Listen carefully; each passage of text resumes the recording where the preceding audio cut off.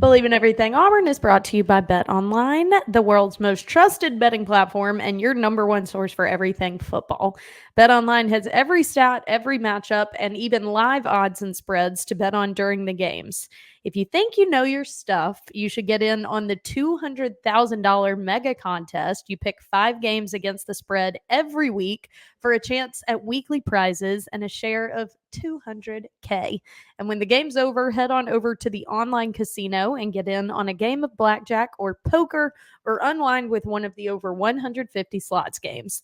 Head to the website today to get in on the action. Bet online. The game starts here. War Eagle, everybody. Welcome back to Bleav in Everything Auburn. Taylor Davis and Jason Campbell. We are here to break down the excitement from this past weekend down on the plains. Not just a win, but a new quarterback in town. Hank Brown got the start. A lot of action around this one as the Tigers defeated New Mexico. But there was a lot more to the story than the final score would showcase. So we welcome you in, everybody. Hope everyone had a great week of college football. Week 3 behind us. Week 4 upon us, as the Tigers are going to begin SEC play, and it will be a different ball game. So we have a lot to talk about, and who better to talk about it with than Jason frickin' Campbell. And let me just tell you guys, the hype video was as advertised. I got to witness it firsthand down on the field pregame. I texted him immediately. I also texted my mother and said that I could potentially cry because I was just so proud of you, proud to know you. It's just really cool to see, you obviously being a player and doing well is one thing, but when you do well enough that your program literally wants to keep you as a face, you did something right. So hats off to you, my guy. Well, I appreciate it. Taylor came to the city of Auburn. I didn't even see her, everybody. I know. What the heck, man? I didn't even see her at all. Me and Shayla was like, we're gonna see Taylor. I said, I don't know. She's so big time, she got meetings over here, meetings over there, and hey, I said we're at the bottom of the totem pole. So not even sort of true. I will say this. Yes, the hype video, I always wonder what it's gonna sound like in person. Once you do it, and if people gonna like it first and foremost, all those different things. And I feel honored that Auburn, since it's 2004 20-year anniversary, that's why they had me to do the hype video and Carlos Rogers to do the fourth quarter video. And then you kind of hear T. Will's song in there before the hype video, so he was part of the 04 team, and now he's coming back this weekend to coach against the Auburn Tigers. But so they're trying to do a lot of things, help the 20-year anniversary kind of celebration type deal, right? So as they should. That being said, like I said, Taylor was in the city of Auburn and did not see her not one bit. Not even a glimpse. Right, because that lets me know where I'm at on the totem pole. BS. And, where I'm at on the totem pole. So we gotta move up to the important people. Okay. But let me just say, the only invite that I got to come anywhere you were was to the set for the pregame show to do a segment. You asked me about 2 hours before. You didn't plan that one. And I had to do an interview with Coach Freeze. And I'm just saying, I had to do my job. So that one wasn't my fault. Coach Freeze going to give you the same coach talk. They all do. And with that, I think we should get into our game coverage because it was a rapidly changing storyline as soon as I touched down in Auburn. Friday, news broke that Hank Brown would, in fact, be getting the start.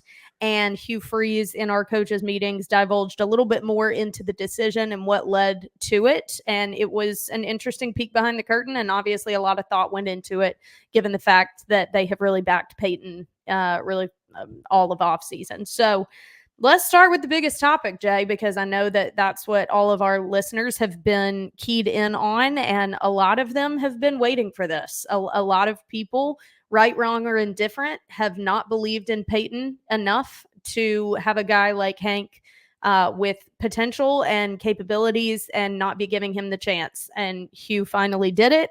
and led to a win over New Mexico, 45-19. A big day for Hank as well. 235 yards, 4 touchdowns, no picks. You're a quarterback through and through. Give me your take on the young gun's first start. Yeah, I thought Hank did a really good job, based off especially the weather conditions. Right, the field was Right. a little bit wet, so that means the ball is a little wet, and being able to try to control it. At the same time, I thought he threw the ball very accurate, Yeah. especially some of those down the field throws that when he dropped in the bread basket to Lambert Smith on the side. Ooh, in Right. stride. That was a great throw. You've seen him make those throws before, even back in the Mhm. spring game. He made one to Cam Coben on the post route. That was similar. He Yeah. hit him right in strides. And you can already tell his main target was Camden Brown. They spent a lot of time in practice together, running scout team. The other team's reps to get our guys prepared. Because Camden's the second team receiver, and then with Cam Coben being out this week, they immediately had a connection. And Yeah. Cam got his first catches of the season, got him a touchdown, and that was good to see. But I thought overall, I really thought Hank did a good job managing the game as well, where he was staying in a lot of short third and manageable situations. We didn't have the negative plays where you Mhm. have the sacks where you're taking a big loss or turnovers, interceptions and those type deals. We throw one or two down the road. Yeah, it happens to everybody. But for the most part, in his first start, Yeah. protect the football. That's the number one thing for a quarterback. Is don't put the ball in harm's way, and he did a really good job. Might have got away with one, but I like the fact that he kind of just cut it loose. Like he Yeah. wasn't playing tennis. He played within himself. He didn't try to go out and be someone else. You didn't see a lot of RPOs with him running the ball. Most of his RPOs was either handing it off or I'm taking it and throwing it. Yep. And you seen the offense look a lot crisp. I think a lot of people was trying to wait and see like, is the kid gonna be ready? If this and that, I'm pretty sure Coach Freeze was kind of nervous because he's made this decision, but the decision had to be made. You Yeah. had to give this kid an opportunity to go out and perform and see what he got. Like it's only fair Right. to the team and fair to his teammates. Everyone's trying to win, even Peyton. Like you understand, you want Mhm. to keep your job, you got to protect the football. Yeah. He has been protecting the football, and at the end of the day, he still has to stay prepared and stay ready himself. He's one play away. At the end, this is our start to the SEC play, so you don't Right. know how things are going to go. So both of those guys have to continue to push each other in practice, continue to work extremely hard because they're only going to make each other better. Agreed. Yeah, I was really impressed with Hank. I had the opportunity to speak with him pregame. When I tell you I didn't get the slightest bit of nervous energy from him, he was calm, he was composed, he didn't seem as young as he is. He just seemed very settled in who he is and the opportunity that he had been given. And I asked him, like, how are you this chill right now? This is exciting or nerve-wracking or both. Like, how are you so calm? And he said, well, first of all, like, I just believe God's got me. Like, whatever happens, he's a very faith-driven young man. His family loves the Lord. Faith is very important to them. And it was what he was centered on that day, I could tell. And so he was like, whatever happens, like, I just really do have a peace that, like, God's got me. And second of all, this is a game I've played my entire life. I'm just playing it on a different field. And that just, like, really impressed me for such a young man. And again, this is going to level up each and every week. Competition, expectation, pressure, environments, you name it. It is going to get harder as we go.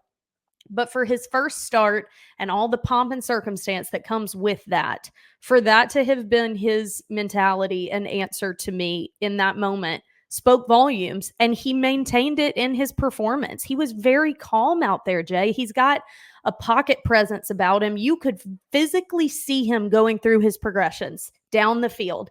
That is something that Peyton was not great at. And I think it's because Peyton's strength is actually sometimes his Achilles, in that he can run and scramble. And sometimes he would abandon his reads because he would just take off and run. And Hank doesn't necessarily have that. And that could end up being a problem. We'll get to that. But because that's not his tendency to take off and run, he is committed to the pocket and he's committed to going through his progressions. And in that situation, it's exactly what Coach Freeze was looking for. Yeah, no doubt. When you talk about like when you think about Peyton.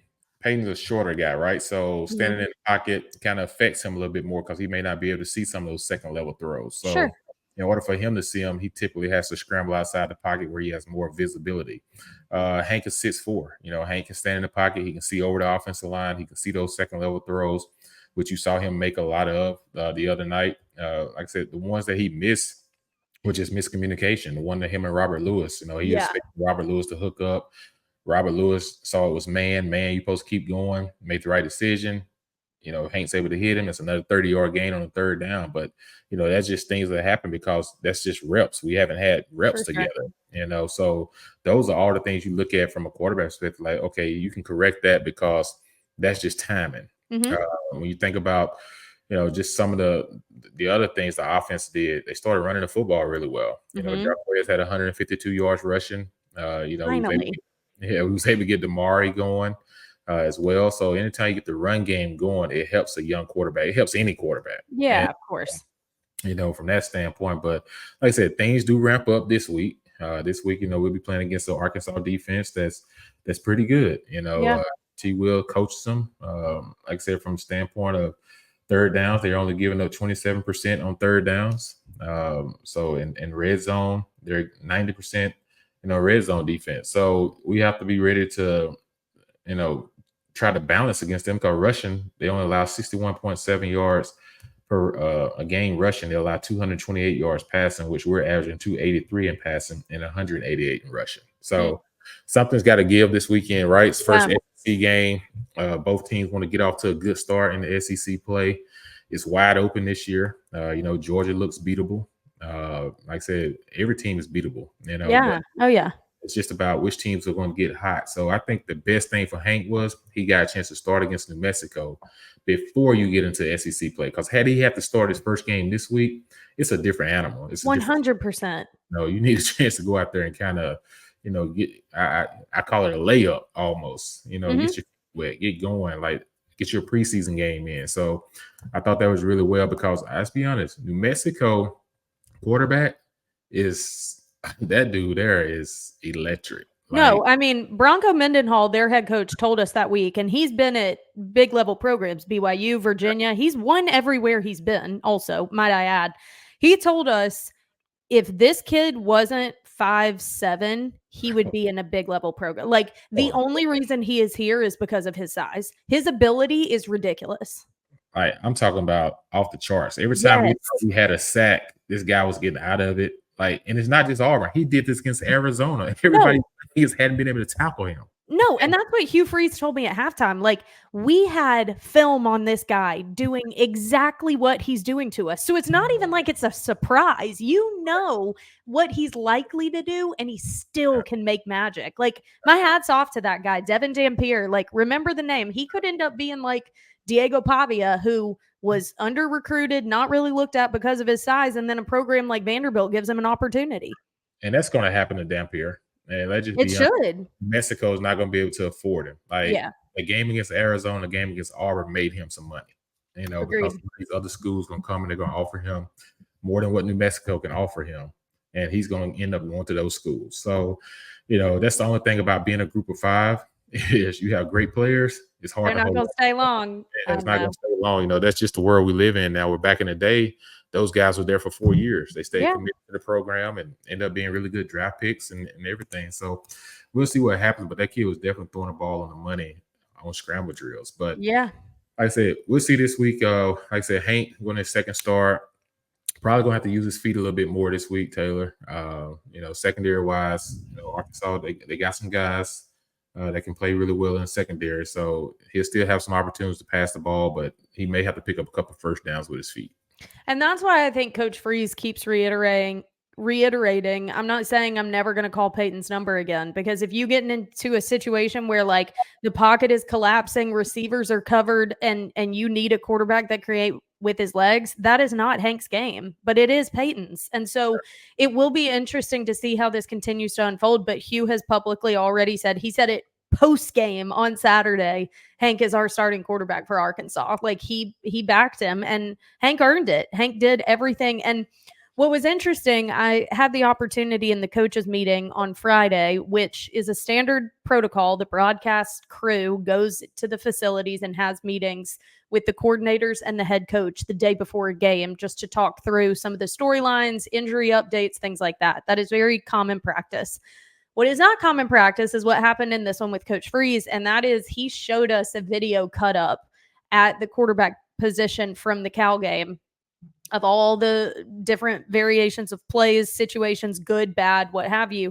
And he had individual meetings with both Peyton and Hank to go through that film. And he would pause it at different times, ask them questions. What do you see here? What's your read? What's your situation? What's your, like, tell me what you would do and tell me quickly. And he said both guys were able to, meaning they have a good perspective on the offensive scheme, what they want to do. Their mentality is right. Peyton just wasn't translating it in game when these competitions are neck and neck. And that's ultimately what it came down to. You've got a prepared quarterback who does well in practice, who has all the reasons to be great, but he's not only not performing up to standards, he's putting your team in bad situations. And that's why the coaching staff came to the decision that they did. And what was interesting to me, the plays that he pointed out to us, Jay, weren't the interceptions. He actually, and obviously he went over them with Peyton, but the ones that he was really highlighting with us, he paused it at one point and said, Taylor, how many guys are in the box? And I said 7. He said, then why did this guy do this? And it was a handoff to Jarquez that led to the fumble and a Cal touchdown.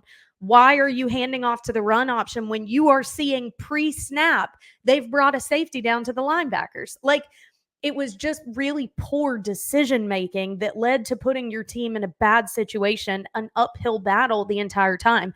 Those were the things that got Hugh Freeze to the point of having to call an audible and say, you know what, we're giving this guy his first start because, yes, the turnovers are killer. Some of them weren't Peyton's fault. Some of them were, but some of them weren't. Jarquez's fumble, that can't happen. He fumbled again this week. He's got to hold on to the freaking ball. But the decision-making nuances is actually what Coach Freeze was focused on, because if you go back to situational awareness and making the proper read, Peyton was struggling to do that, and that led to a change. And when you watch Hank, he was going through his progressions. He was very aware. His play clock awareness is going to have to improve, and he has spoken about that. But to your point, those are things you got to learn in a game like New Mexico. Right. Like I said, like understanding where the play clocks are, right? You come into every game, you look in, you say, okay, there's my play clock. They're down low or they're up high or they're in the corner. So, but it's your first start, you got a whole bunch of things going through your mind. You know, you're talking about trying to get the snap off. You make sure you're hearing the call in the coach headset. You know, if it gets below 15 seconds, okay, I can't hear coach anymore because it cuts off. So now how do I process the information or finish off the call that he was trying to call? That comes from all week of preparation, understand what the call is. And then sometimes you have to look to the sideline and say, hey, I can't hear you. Give me a signal. So now you got to get the signal. You're not really paying attention to the play clock, you know. So those things he'll start to understand with timing from that standpoint and everything. But overall, you talked about why Thorne wasn't starting. It's decision making. That's exactly right. But to me, decision making, it comes off of confidence. That means Thorne had kind of lost some confidence. Once you have some early turnovers, and then you start second guessing yourself passing the football, you missed a couple wide open throws.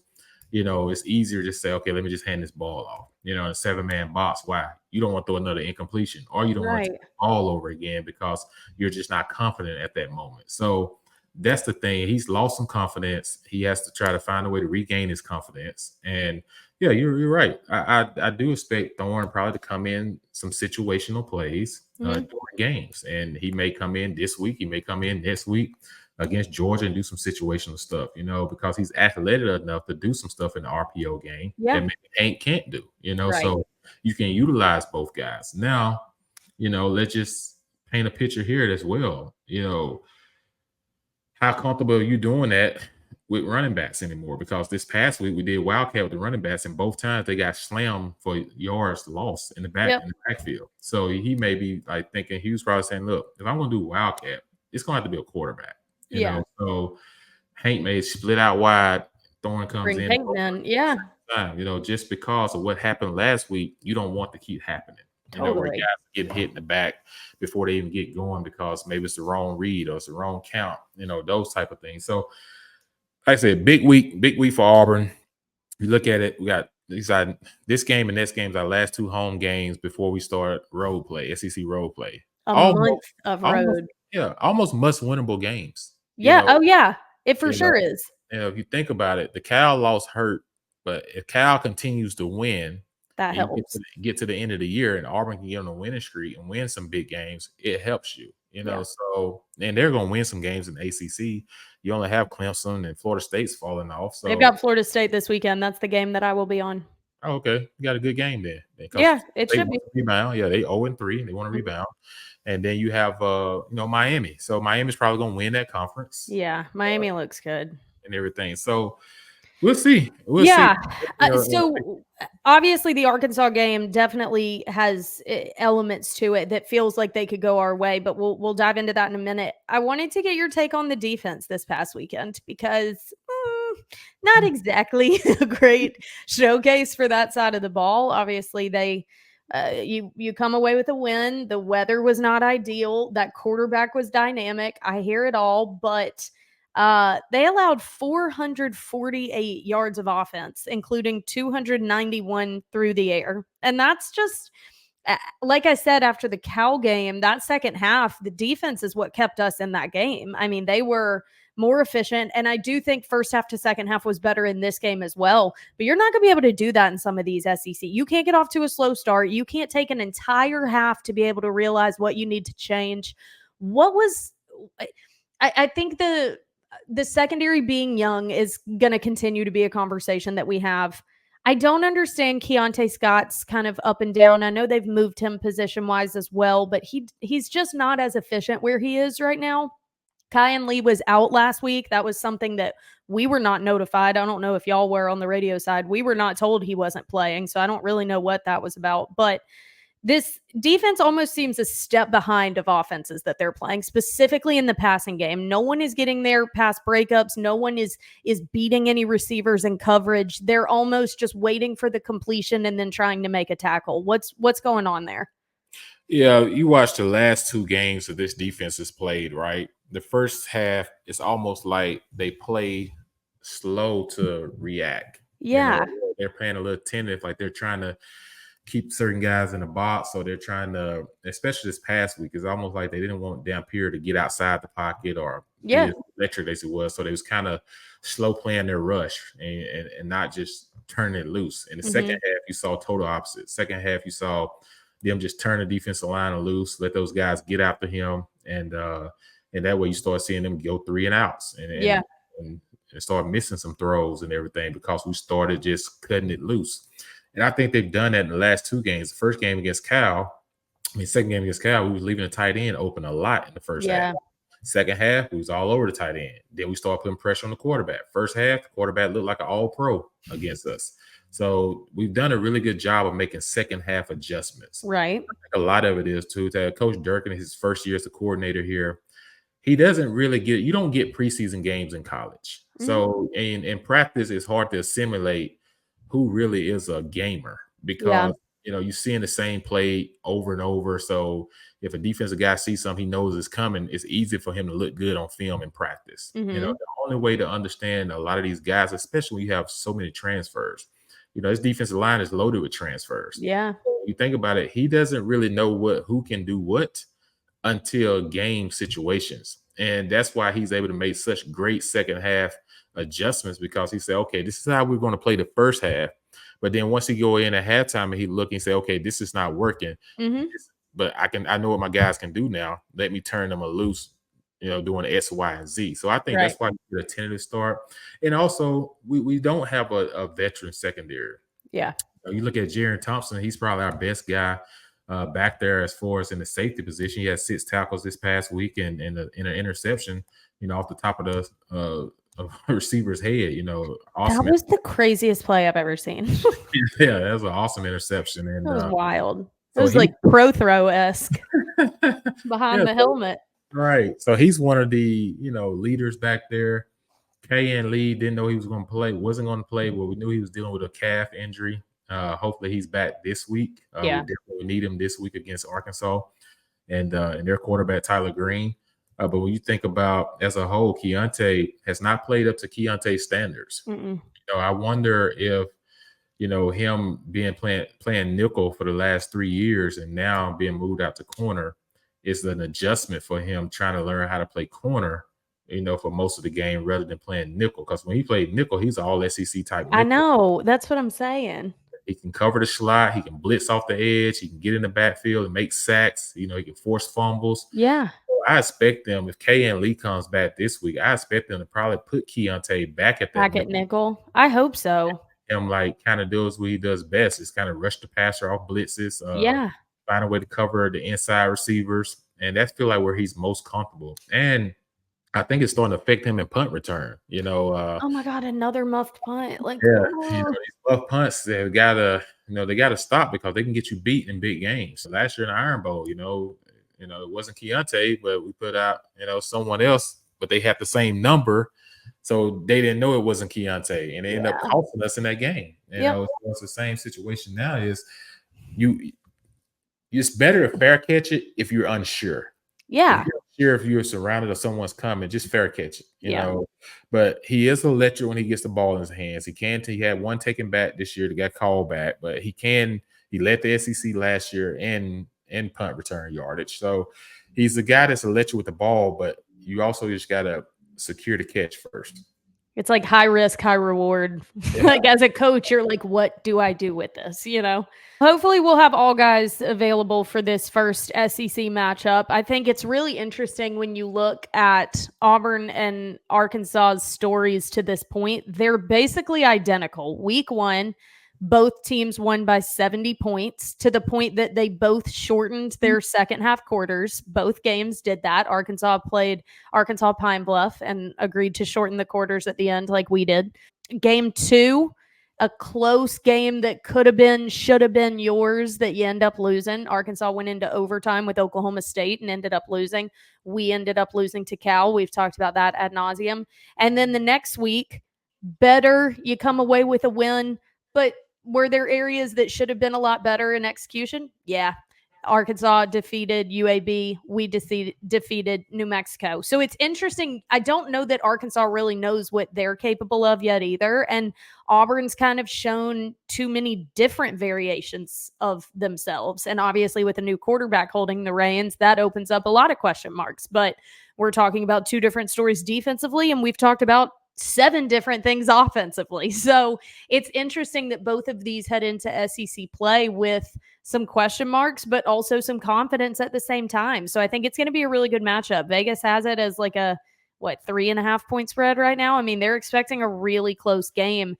I think Auburn's done well in run defense, and they're going to have to do that this week. Their running back Jackson has had 3 straight 100-yard games. Every time he has played this year, he's had a 100-yard day. So you got to be keyed in on him. And their quarterback is a hell of a runner. Taylen Green, transfer from Boise State, I do believe, has been great for them. And so this is going to be an offense that challenges you in different ways. I think that we saw a good rushing attack in Cal, and we were able to control it. So I do think that it's going to be a day that Arkansas tries to take some shots and take advantage of our vulnerability in the secondary.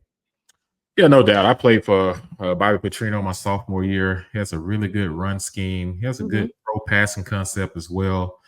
He coached Lamar Jackson at Louisville. He's had some talented players he's coached. And, Tyler Green is just another addition when you think about it from a standpoint of what they like to do. So the first thing first for our defense is we got to stop the run this week. Like, if we put a safety in the box, be ready for them to run away from the safety. That's what he likes to do a lot. Run away from the safety or run inside a wide 9. The other thing is they does boots and waggles based on where the safety's location is when he's down in the pocket as well. So, the quarterback would check to those things, kind of check with me situations. He also has pass options to run and run options to pass where he'll call a run play. But again, kind of like Coach Freeze, if you get so many guys in the box, here's your option to pass. So, their offense is very explosive. Like I said, they went toe-to-toe with Oklahoma State, who's known for, having an explosive offense. And I think for us this week, we have to get pressure on him early. The crowd has got to be electric, and our defensive front has got to be too deep, and we've got to let these guys loose and create pressure. So I don't expect us to sit and play coverage. I expect us to probably blitz a little bit more this week, create more pressure on Tyler Green, and not let him stand back there and pat the football, and let these guys get open. Like I said, right now our most vulnerable part of defense is our secondary.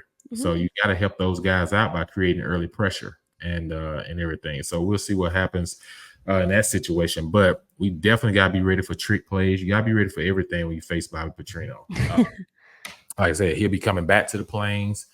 Travis, defense coordinator, coming back to the Plains, and everything. So this is a not running matchup. We usually play LSU like one of these within 4 week 5, and now we're getting Arkansas. So Coach Pittman is pretty much, like I said, he's coaching for his job this year.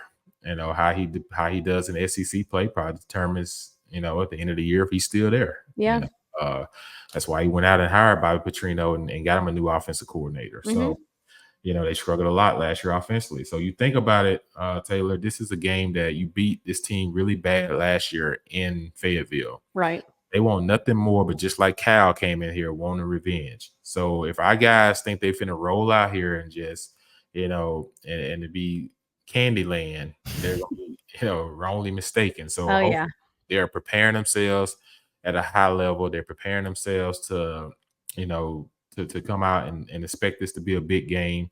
We will have big recruits in town. So this is a big opportunity for Auburn to take a step. We need a good win. I agree. Football team. We're gonna beat the New Mexico. We're gonna beat we need good, solid victories. Like we need to win some of these good games, and everything. So I do expect this to be a ground and pound game on both sides first. Okay.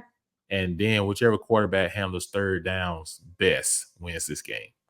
Yeah, I mean, I think it's going to have to be, this sounds so obvious for the game of football, but if you can have a balanced attack in this game as Auburn, I think you come out with a win. I think if we can establish the run game, Jarquez has another 100-yard plus day, and Hank is as efficient in some of those deep shots. He clearly has good rapport with Rivaldo Fairweather, who was our leading receiver last year, and I think his size, every team coming in to play Auburn is nowhere 13 is. That guy is still a threat in the pass game, regardless of all the targets we've brought in at wide receiver. He has people's respect. So you've got Fairweather and Camden Brown. How long have I been clamoring for this guy to finally step up? I mean, I was looking at him on the field pregame. He is a prototypical wide receiver body. He is built like these NFL receivers. And so to not see him reach his full potential is so disappointing. And so to know that those were the two guys that Hank was throwing to pregame the entire time, in pads, out of pads. Those were his guys. Both of them had touchdowns on the day. So it seems like there's something to it. But Keandre, Cam, these guys all have star power. So you connect on some explosives and you have a ground game that is just chipping away. I do believe Auburn has the edge in this matchup, but there are some intangibles with this one. You're not entirely sure what all Arkansas really has. When I was watching the Oklahoma State game, I thought Arkansas was great. This past week against UAB, they're suspect. But did they kind of have an overtime game in week 2 is not easy. I think it will be our toughest test, and I think Auburn's going to have to play the best game that they've played thus far. Yeah, they definitely going to have to do that. One, for Hank, you got to protect the football. Just give your defense an opportunity to defend the field and not give Arkansas anything easy. Totally. Don't give them easy points. Got to protect the ball, running the ball. Jarquez and those guys got to hold on to that ball. You got to know when to go down. Most fumbles are coming when he's trying to get an extra yard when guys are already hanging on to him. Just kind of go down. Just move on to the next series. Number 3 is we got to protect Hank. Yeah. We didn't do a good job in the Cal game in pass protection and everything. So they're watching the same film. They have Hudson Clark. They got Landon Jackson. So these guys that has been second team preseason All-Americans and first team All-SEC in 2022, Hudson Clark. So they have some talent, and they have some guys that can get after the quarterback. So, hopefully we will get Tua Tagovailoa back this week. That to put Dylan Wade back at the left side and put him back at right tackle, because we're going to need him against this pass rush. But like I said, how you neutralize any pass rush, you run the ball successfully. Right. And so I expect us to do that this weekend in this ball game. But this game's going to come about once. Who wants it more? You mentioned some of the weird results this past weekend. So let me get your take. You said you think Georgia is beatable, just a 1-point win over Kentucky, one that the Wildcats very much could have had. Who's impressing you with actuality, not just concept? Everyone wants to talk about Ole Miss. Ole Miss hadn't played anyone and they're not this week either. They're playing Georgia Southern. Who the frick made their schedule? It's insane. So, Ole Miss could end up being ridiculous. I'm not counting them out, but I can't talk about how good Ole Miss is right now. They hadn't played anyone to show me that. Well, they did that on purpose, to lace up their first 4 games to get them opportunity. Lane knew he'd go out there and beat Wake Forest, and he up there talking about, Wake Forest doesn't want to play them this year. Of course they don't. They don't want to take another loss to the SEC school when they're trying to, gear up for the ACC. So, but overall, though, like I said, Ole Miss, we know they're going to be good offensively. It's always a question, are their defense going to hold up? And you won't know until they actually play some real opponents, So right now, the question mark is still, are their top 5 team? We'll find out down the road. To me, Tennessee looks impressive. The young quarterback looks impressive. Yeah. You know that they can score a lot of points. And if their defense start hunting, like their offense is scoring, watch out. There's no SEC East or West, people. So you can't say, oh, look at Georgia and Tennessee in the East and, look at the teams in the West. Nope. It's going to come down to who's got the best schedule and best conference record at the end of the year. Who's playing Atlanta. And so Tennessee right now is looking very impressive. You asked me, Alabama kind of looks impressive offensively, and they're doing some things defensively. They went to Wisconsin. Of course, Van Dyke got hurt in the first series, and it kind of took a lot of wind out of Wisconsin. So you really don't know how much to judge Alabama off, because they went toe-to-toe with USF with 5 minutes going to the fourth quarter. So, but they are looking better each week. Other teams, Kentucky, lose 31-6 to South Carolina this week.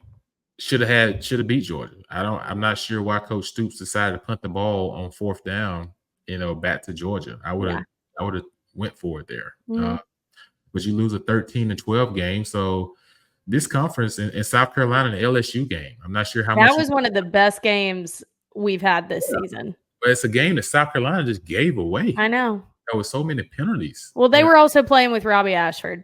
Yeah, well, right. They don't lose their starter. They win that game. They win that game. They win that game because it changes the whole game plan. The whole vibe changed. They didn't call the same pass plays when Robbie got in there. They can't. It's just run the ball, Robbie. Same thing. After Nesmeyer threw that interception. Nesmeyer threw the interception. I always get these guys' names wrong. I know you do. Okay. It's part of your charm. I just let it go. Hey, come on, defensive lineman. You just took a touchdown off the board. I know. Don't even touch the quarterback. He wouldn't even gonna make the tackle. You know what I'm saying? Just leave him alone. So it's just stuff like that teams that you think about to turn the corner, they end up doing stuff to hurt themselves. But LSU was lucky to get out of there with a win. I tell you who I am sold on is Missouri. Missouri looks impressive. They played a really good Boston College team. That and everything, and they looked impressive. This thing is going to come down to November to remember. It's going to be some wild games in November. Teams that's disappointed so far is Florida. And I just thought they'd be better. It's almost like they're quitting. Texas A&M to me looks good defensively. Yeah. The Connor Wigman thing has not panned out the way I expected. Yeah, they'll be paying $1 million for a quarterback this offseason. Oh, and they have it. We haven't even talked about my top team in the SEC, and that is Texas. Texas is running this right now. I think that the Texas-Georgia game will determine it. Quinn Ewers goes down. This happens to anyone else. If Jackson Dart gets hurt at Ole Miss, I don't even know who their backup is. Arch Manning is your freaking backup. You're fine. Yeah, I'm talking about when you think about it, I'm looking at their schedule. They play Louisiana Monroe this week, and then they play Mississippi State, who lost to Toledo 30. Oh my God, how embarrassing. They're kind of in the same boat as Florida right now, and they both play each other this week. Florida and Mississippi State plays each other this week. So my gosh. They just hired their coach, so he's safe. But if Billy Napier loses to Mississippi State this week, he's probably fired on Monday because they lost to Toledo. It's bad. Yeah. Now, Texas gets a bye week after they play Mississippi State, and then it's the Red River rivalry against Oklahoma. Oklahoma. So that's when it gets interesting for them. They play Oklahoma. That And, game's always weird. all right, then they play Georgia. Oh, and I think right now Texas and Georgia have the most hype, and I think they've proven the most. Obviously, having actual games, I think Ole Miss has potential. I think Missouri has potential, and I think Tennessee has potential, and Alabama. The South Florida game was kind of confusing, but how many years have we seen situations like that? I mean, Jalen Milroe got benched, huh? They did it last year. Exactly. Jalen Milroe got benched week 3 last year because they were playing so poorly. So like this is how they're built almost, and they've got guys that kind of do that. And I think kind of the same thing for Georgia. Georgia barely got out of Jordan Hare with a win last year, and we were a worse team last year than we are this year. So it's going to be interesting. I think the SEC is going to be a test and find out kind of situation. One more thing I wanted to get your input on, because a couple people have actually told me that they would like to hear your input on this. And that is Tua Tagovailoa's recent injury and the impending debate conversation about his retirement. And it feels weird because like this is a personal decision for a guy, and the public having their input on what he should do with his life is really kind of stupid. But as someone who played the position at a high level, you know the risks and you've seen the risks. The internal debate of this is what I do, this is my job, this is what I'm good at, this is how I make a living, and I've worked my whole life for it. And now I walk away for the potential of something else happening. But the risk is probably the highest that it could ever be before something goes really terribly wrong. Yeah, I saw the game. I saw the hit and everything. It wasn't a gruesome hit of DeMar to him. It's almost like Tua running into him. Ran with his head. Like ran into him when he lowered his head into DeMar. When you think about it, it's a tough decision because he's 26 years old. This is something he's been doing his entire youth, is playing football. He's finally at a point where he's having fun. You know, he's just signed a new contract, and you know, he feel like the Dolphins have a really good team, and you know, and it's the competitive desire that's inside of you of playing your dream. You know, this is where your dream to want to play on Sundays in the National Football League, and you know, like it's just hard to fathom that you may not ever play the game again. over. Yeah. You know, that is over at such a early age. That's why I say it has to be a personal decision. Now I do know he just signed a new contract, and you know, I know I've heard them say that I think he gets 47 million if he decides to retire. He still gets 47 million guaranteed. So you wonder like how much of that is playing into it. Well, if I can stay in and continue playing, then I can secure my family a little bit more financially down the road, because I'm not leaving so much money on the table. It's almost like he has to call Andrew Luck, you know, and ask Andrew Luck, like, hey, why did you retire after 7-8 years of playing in the National Football League when you was at the peak of your career and doing really good? And Andrew would probably tell him personally, because he's had almost, I think Andrew had like 15, 20 surgeries or something within 7-8 years, whatever it was. And Andrew just told him, he said, man, look, I made good money and I know I'm leaving a lot of money on the table. Sure. But at the end of the day, my family can live off what we secured to now. It can still be generational wealth. You know, And I can be a part of it. right. And I can be a part of it, and I can be here to help my children and do different things. Where if I continue playing this game and I have 10 to 15 more surgeries, I may get to a point where I'm in my 40s and I can't go up and down the stairs. You know, I can't, you know, pick my kids up, you know, at the pool and all that type of stuff because I played too long. When the writing was kind of on the wall, it's time for you to retire. Right. You know? So he has to make the decision. Will he be comfortable if he continues playing? And will his wife be comfortable watching him play? Where if she sees him takes another hit and then all of a sudden he's laying there on the field and you're not sure if he gets up, or if he gets up, if he's still the same person. Exactly. You have to wonder all those type of things, because it's not just Tua. You got a wife, you got children involved. At the end of the day, it's a game we love, a game we enjoy, but life is so much more important. Yeah. And, you know, life has so many different things that's more valuable than football. Yeah. Yes, you played the game of football, you've been able to make some earnings to secure a nice lifestyle for your family, your children, your children's children, and everything like that. But what about you? What about, your health? What about your well-being? What about your speech? What about, being able to do things on a day-to-day basis, the little things that we take for granted, just waking up in the morning, being able to Yeah. go grab a cup of coffee, or being able to go sit down and have brunch, or being able to remember things, from back in the day, and all those type of things. Like, those things are important, and you don't think it's important until you can't do it anymore. So Oh, he has to, be able to write all these questions down, yeah. and he has to be able to live with himself to say, hey, if I decide to continue to play in the game, I've had 3 serious concussions, he's saying, and that means a fourth is on the horizon if it's the wrong hit, because you've already had 3. Yes, you're more So prone to them. yeah, so now your brain has to heal. Back in the day, they would throw guys back out there in the game, give you a little smell and stuff, and say, "Oh, you're good." But now they've taken it serious, and now they're saying, "Hey, you must miss a week almost Mhm. if you have a concussion. You're almost guaranteed to miss the next game because they want your brain to heal." So now Yeah. they put him on IR for 4 games.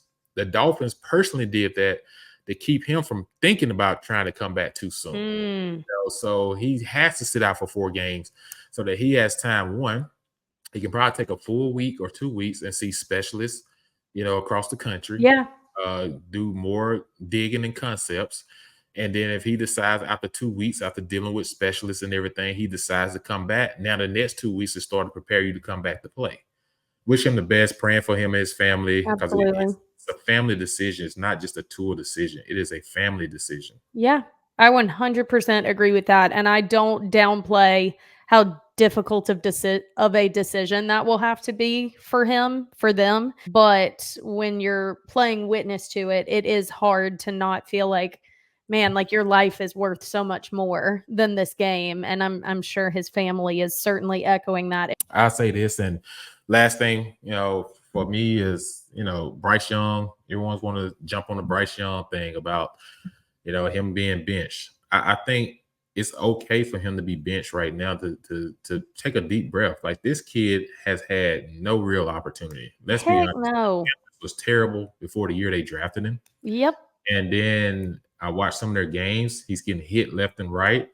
And then all of a sudden now, if there are open receivers, he's so beat up and lost and confidence nervous, I'm sure. and everything. And then the defense giving up 60 points in 2 games. Yep, So, it's just, everyone will say, well, he wasn't that good at Bama because, he had Coach Saban and all that. Man, look, miss me with all that. Yes, yeah, false. Coach Saban was a great coach, but some of the plays that kid made, players make great plays. Yes, Players help coaches make money. You know what I'm saying? 100%. I was just like, the kid, yes, he had a lot of help at Bama, but he was a dog at Bama. You know what Oh, I'm yeah. saying? Like, he's just in a different league. These guys got to feed their families. And if you can't protect in that league and you get your butt rocked around and you get knocked around a little bit early, and he's only 5'9" and probably 175 pounds soaking wet, like, it is hard. Yep, And even Caleb Williams is finding out how hard it is in the National Football League. So 100%. it is a different league and everything. So, just he got the right person though. Andy Dalton is a pros pro. And Yeah. Andy will help him, and he'll be able to learn a lot from Andy. I mean, if you go back to our episode from that year's draft, I said if I was the Panthers, I would go CJ Stroud, not Bryce Young, because the only problem in Carolina wasn't the quarterback. I said Bryce is going to have no protection. He's too Right. small to take on what they're about to get. That thing started going downhill years ago, and I don't think they've done a good job to build it back up. You get a ticket in Carolina to go to a game for like $1 right now. Like, Wow.